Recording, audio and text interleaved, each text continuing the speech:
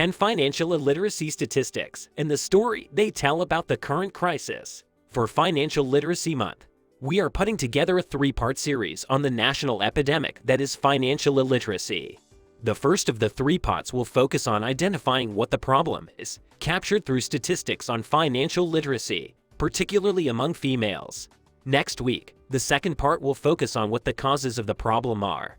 Lastly, the third part, which will be released in 2 weeks, will focus on what we can do and are doing to help combat this crisis. Like the video, comment, and don't forget to subscribe to the channel. Let's get started. 1. 40% of Americans don't have enough cash to cover a $400 emergency. While this may seem shocking, this is the reality for many Americans. Raise the $400 emergency to $1,000 and the amount of people not prepared rises to 61%. See graphs below. It is not as if people are not being hit with financial emergencies either. According to CNBC, 34% of Americans faced a major financial emergency within the last year. 2. American financial literacy rates are decreasing. You would think with the amount of information readily available to the average American, he/she would have a better understanding of personal finance. Well, you would be wrong. Every 3 years, FINRA, the major U.S. financial regulator, surveys the population. 3. 76% of millennials lack basic financial knowledge. That's right. While millennials may know how to ride hoverboards and do anything on their phones, over 3 out of 4 failed to demonstrate basic financial knowledge when tested.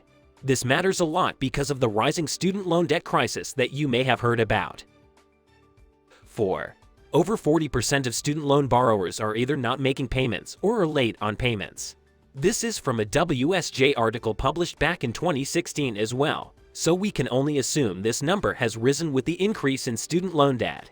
This will only contribute to more debt in the future because of interest, but the people paying these loans don't have an accurate understanding of how interest works.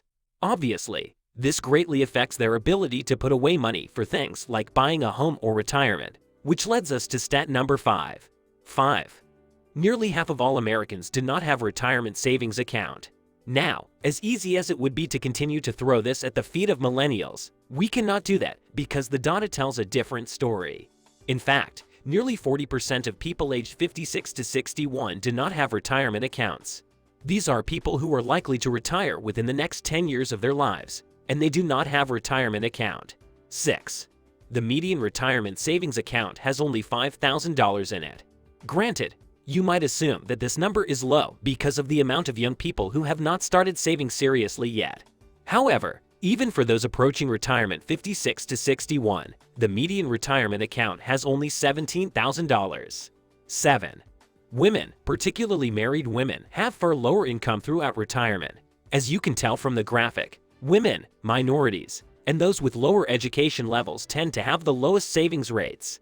As to why women have lower income in retirement, one only needs to look at a breakdown in the types of income to understand why. 8. Women are relying almost entirely on Social Security for retirement. As you can see in the graph below, women, particularly unmarried women, are relying extensively on Social Security for their retirement income. For married and unmarried women alike, Social Security makes up the lion's share of their retirement income. 9. Women live longer than men, work less time due to child raising, and earn less income when they are working. These 3 factors are quite well known and well documented. The combination of the 3 factors means women will often earn significantly less money throughout their lives, and the money they do earn will have to last them longer. Further, many women outlive their husbands, which can make retirement even more challenging. 10. Lastly, women are significantly less financially literate than men. We will explore the reasons for this in part 2 of this series. They are quite complex and have everything to do with home life, schooling, and identity. For now, let's consider the impact of this statistic, since it is vitally important, and why our DSWS cares about increasing financial literacy among women.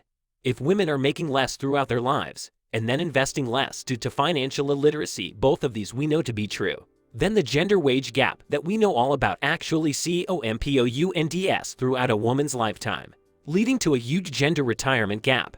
Thank you for watching this video and hope it was helpful. Don't forget to click the like button and subscribe to our channel for the newest videos.